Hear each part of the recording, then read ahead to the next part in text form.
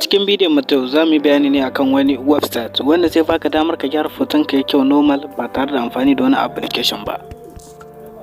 Assalamu alaikum wa rahmatullahi ta'ala barkatu. Yan wana maza da mata ina yi maku barka da haka fatan kowa na cikin goshin lafiya. Barka zuwa na shafi na da YouTube mai suna Shark Tech TV.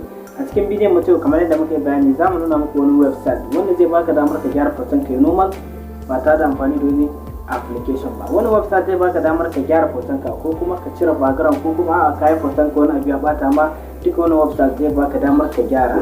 Ko kuma kai foton ka kamar irin na da ne haka ya dan yi duhu da dai sauransu, to wani website zai baka damar ka kara ma foton ka kyau normal kema da yadda kuke tsammani. Kafin ce komai ina mai neman alfarmar da ku danna mana subscribe sannan ku yi like domin hakan zai kara mana kwarin gwiwa. Idan kuka yi mana subscribe hakan ne zai bada dama daga mun sabon bidiyo za a sanar da ku kai tsaye domin kallon yadda za ku shiga wani website da kuma yadda za ku yi amfani da shi, sai ku biyo mu a cikin wannan bidiyon daga farkon ta har ƙarshe.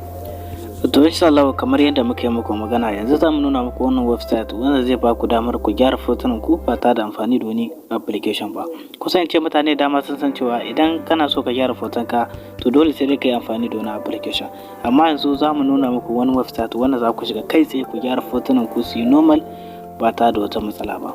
Da farko idan kana so ka shiga wani website za ka zo akan wayarka ka nemi Chrome. Kowa san Chrome ga tana, to bayan ka zo za ka danna ta. To bayan ka danna ta za ku dan jira ta buɗa muku kamar haka yadda kuke gani.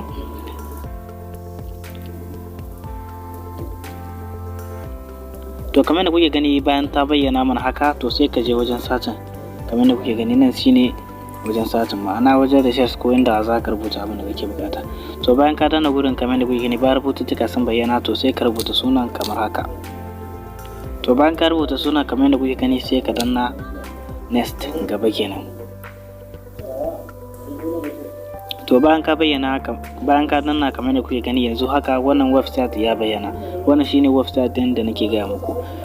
Kamar yadda kuke gani gashi nan za ku ga da alamu, ma'ana za su nuna maka yane ne kake so ka yi ma fotunan ka.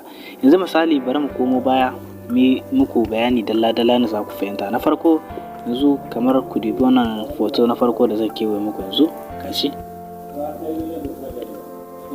Yanzu da farko ku dubi wannan foton kamar yadda kuke gani. To shi wannan foton in kuka duba wannan shine original, haka shine original.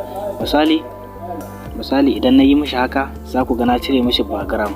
So idan kana so ka cire ma foton ka background to wannan website zai baka damar ka cire background. Abu na farko kenan. Abu na biyu kuma shine misali ka dan yi foton ka a normal haka dan kyau to sai dai wasu rubututtuka ko sabo haka sun bata ma, to za ka iya cirewa, shine sai ka zabi wannan. Tunda idan kuka duba wannan shine original din photo din, ma'ana wannan na biyun kenan kamar yadda kuke gani. To wannan shine original photo, amma idan ne haka za ku ga rubutun ya fita. To anan za ka yi amfani ne wajen ka cire wani rubutu ko na ba haka da ya dan fata ma foto da dai sauransu. Abu na uku kuma shine mai matukar muhimmanci shine misali foton ka irin da ne ya dan yi duhu da dai sauransu kamar yadda kuke gani, to za ka dan iya canza mai kala, ma'ana dan zamo normal kamar haka. Mun ga ainihin foton ba haka yake ba, ainihin foton wannan shine original din foto din, amma za ka iya mayar da shi haka. To kuma abu na fuda da wannan website yake dauke da shi shine misali karton. Za ka iya mayar da foton ka karton idan kana so, ra'ayinka kenan. To kusan misali na dai bayyana muku aikin da wannan application yake, amma ban bayyana muku yadda mutum zai mayar da nashi haka ba. To da farko misali sai na zo na farkon wannan kamar da kuke gani gashi. Sai na zo na farkon, to ina so ni ma cire ma foto na background ko na abu makamacin haka. Abin da zan yi shine zan zo in shiga wajen download. Gashi nan kun gani ka rubuta download image, to za ka danna wannan gurin. Bayan ka danna shi ba wani guri ba zai kai ka kai tsaye, zai kai ka cikin gallery na wayar ka ne. To bayan ya kai ka cikin gallery na wayar ka za ka ɗauko foton da kake so ka cire ma background. Misali sai na danna na foton sai na danna done. To kamar da kuke gani za ku ga yana ɗan research da dai sauransu, to za ka ɗan jira.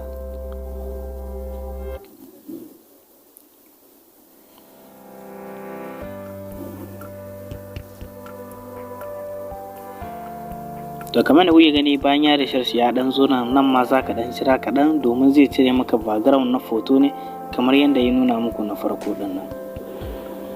To kamar da kuke gani yanzu haka ya cire ma foto na background. Idan yana so nan kasa za ku gani su a jere ga su da yawa nan kasa.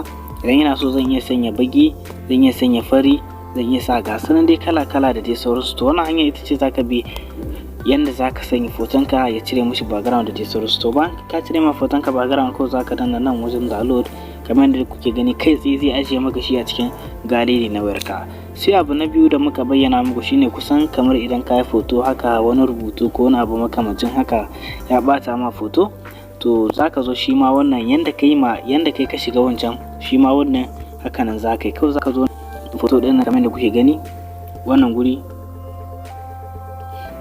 kawai shi ma zaka zo ka danna nan ne kamar da kuke gani kai tsaye zai kai ka cikin gallery, sai ka ɗauko foton da kake so ka cire ma rubutu ko wani abu da ya bata ma foto.